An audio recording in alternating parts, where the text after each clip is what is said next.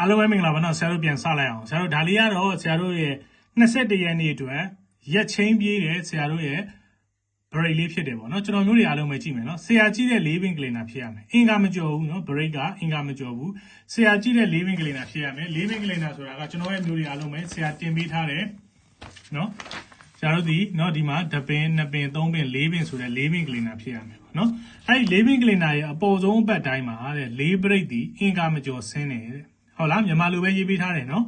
ဒီရဲ့အပေါ်ဆုံးဘက်မှာ4 break ဒီအင်္ဂါမကျော်ဆင်းတယ်ဆိုဆရာတို့ဒီမှာဒီဘက်မှာဆိုရင်လည်း4 break ဒီ6 8လို့ဆင်းတယ်ဒီဘက်မှာလည်းပဲ4 break ဒီ1 3လို့ဆင်းတယ်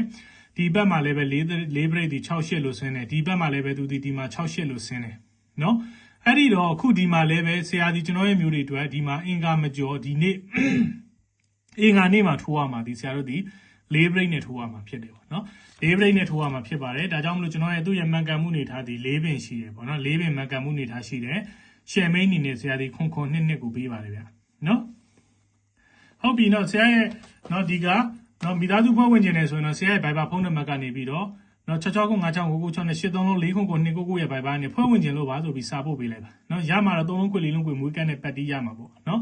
ခုလောလောဆယ်ဆရာရဲ့4လုံးခွေရအောင်မြင်သွားပြီကျန်တဲ့3ကတ်ရှိမယ်ပေါ့နော်ဆရာရဲ့နေတိုင်းလည်းအမြဲတမ်းရမယ်ဟုတ်ပြီဗျာနော်ဟုတ်ပြီဆရာနောက်ထပ်မူလေးနဲ့ပြန်တွေ့မယ်နော်